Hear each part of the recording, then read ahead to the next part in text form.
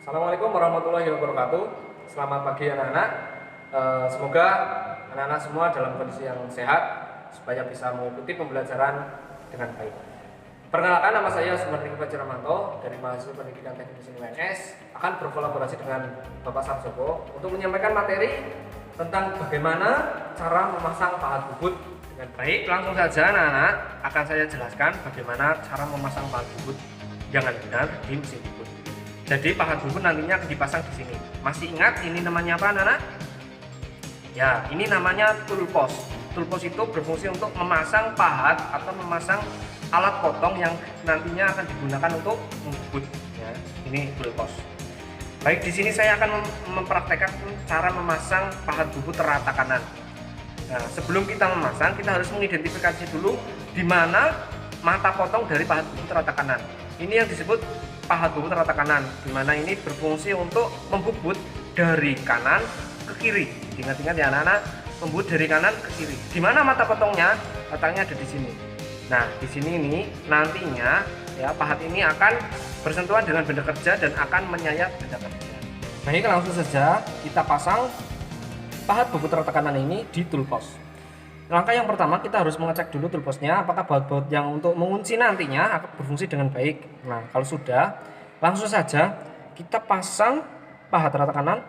Kita pastikan mata potongnya di sebelah atas ini.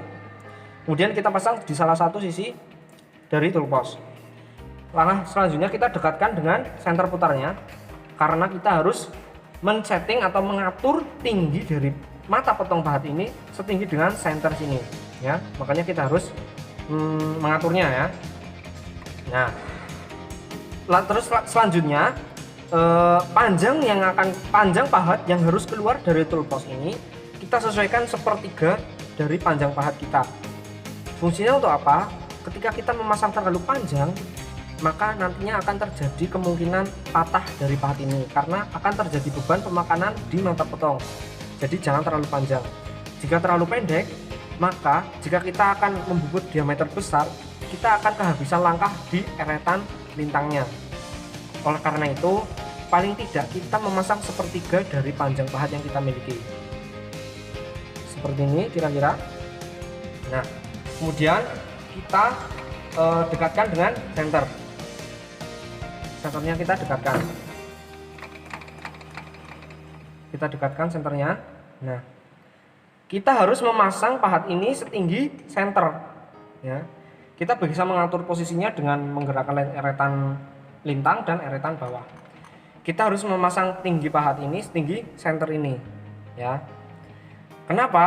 Karena nantinya jika kita memasangnya terlalu rendah, maka akan terjadi kemungkinan ketika kita akan membubut muka akan terjadi kemungkinan konis di tengah-tengah pembubutan kita dan bisa memungkinkan kepatahan dari pahat kita. Kalau kita memasangnya terlalu tinggi dengan senter, maka akan pembubutan yang kita lakukan itu kemungkinan akan terjadi ketidaksesuaian ukuran, bahkan tidak rata dan tidak halusnya pembubutan kita. Oleh karena itu memasang pahat itu harus setinggi senter. Nantinya akan dipasang seperti ini ya, setinggi senter. Nah, karena ini pahatnya tidak tinggi, maka kita harus mengganjalnya dengan plat-plat mengganjal, plat-plat seperti ini. Kita pasang, disesuaikan. Jika terlalu tinggi kita kurangi, jika terlalu rendah kita tambahkan platnya. Kita dekatkan lagi dengan senternya.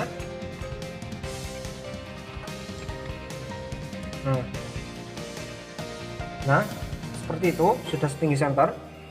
Ketika sudah setinggi senter, kita kencangkan baut-baut penguncinya dengan ini namanya kunci tool post.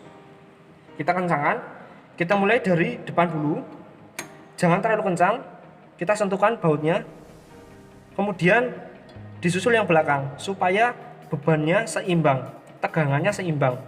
Jadi jangan depan dulu dikencangkan, tapi kita harus seimbangkan. Supaya ini tool postnya tidak bergeser-geser, kita kencangkan di sini. Kita kencangkan dulu. Nah, seperti tadi kita kencangkan baut penguncinya depan dulu, kemudian belakang, baru tengah. Supaya beban tegangan yang terjadi di pahat ini seimbang. Kita kencangkan lagi sampai benar-benar kencang, sampai benar-benar kencang ya, anak.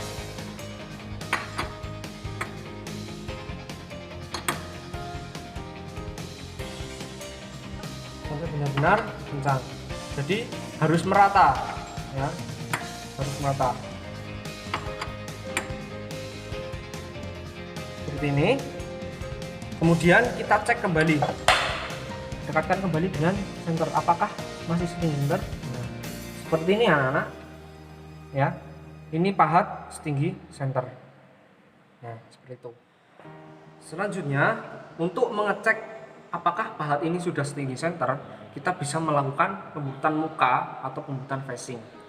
Jika pahat ini tidak setinggi senter, maka nantinya di facing ini, di muka ini akan terjadi tonjolan atau konis ya, jika pahat ini tidak setinggi senter. Tapi kalau pahat ini setinggi senter, untuk membuat facing atau muka di sini tidak akan terjadi tonjolan atau konis, akan rata semuanya. Langsung saja akan saya praktekkan. Tadi posisi pahat pada saat kita men-setting seperti ini, kita sesuaikan, kita bisa putar dengan mengendorkan kunci toolbox di sini ya. Loncang toolbox di sini kita kendorkan, kita sesuaikan, kita luruskan. Kita lurus karena kita kalau membut rata kita lurus. Nah, kalau membut facing kita miringkan sedikit. Seperti ini. Dimiringkan. Kemudian kita kencangkan toolboxnya sampai benar-benar kencang. Nah, setelah seperti ini, langsung kita praktekkan. Benda sudah terpasang ya. Benda sudah terpasang. Benda sudah terpasang seperti ini. Kita sudah mengatur putaran mesin yang sesuai dengan diameter benda. Kita sudah menghitungnya. Kita sudah menghitung CS-nya, kita sudah menghitung putarannya. Langsung saja kita praktekkan, kita putar, berputar ke bawah atau berlawanan dengan jarum jam. Ya, seperti itu. Kita membuat dari sisi sini ke depan. Langsung saja.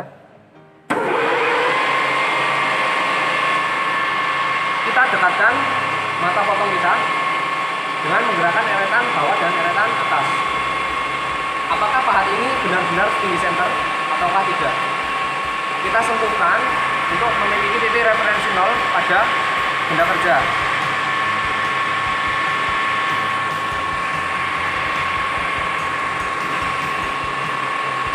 Kita tarik, kita nambahkan sedikit,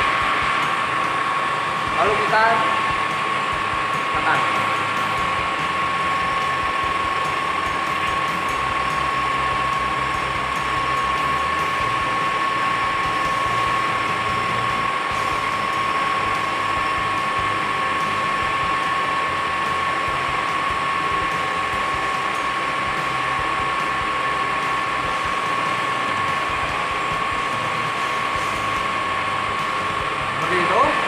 Lihat, kita mundurkan, kita matikan. Tidak terjadi tonjolan ketika pahat yang kita setting setinggi senter ya, tidak akan terjadi tonjolan pada saat kita membuat facing jika pahat yang kita atur ini setinggi dengan senter. Itu fungsinya, salah satu fungsi kita memasang tinggi pahat, kita memasang pahat, men-setting pahat setinggi dengan center seperti itu. Kemudian akan saya buktikan bahwa ketika kita tidak memasang pahat setinggi center, nanti akan terjadi tonjolan atau konis. Saya akan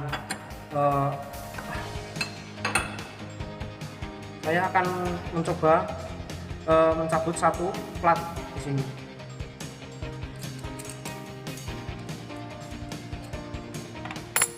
Kemudian saya akan pasang kembali.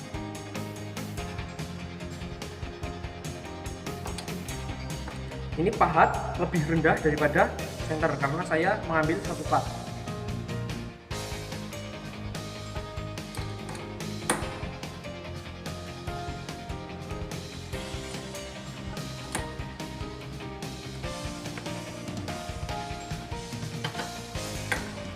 Kita kencangkan baut-bautnya.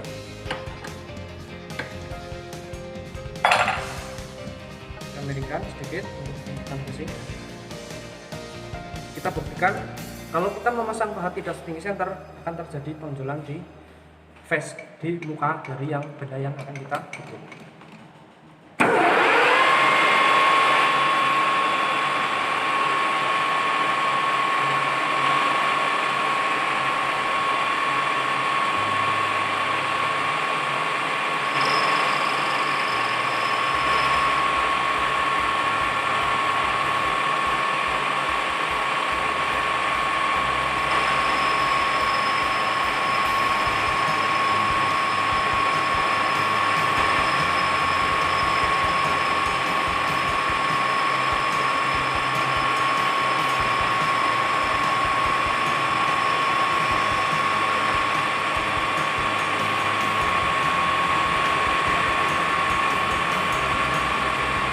Bisa dilihat anak-anak, kita menurunkan dulu, lalu kita melihat.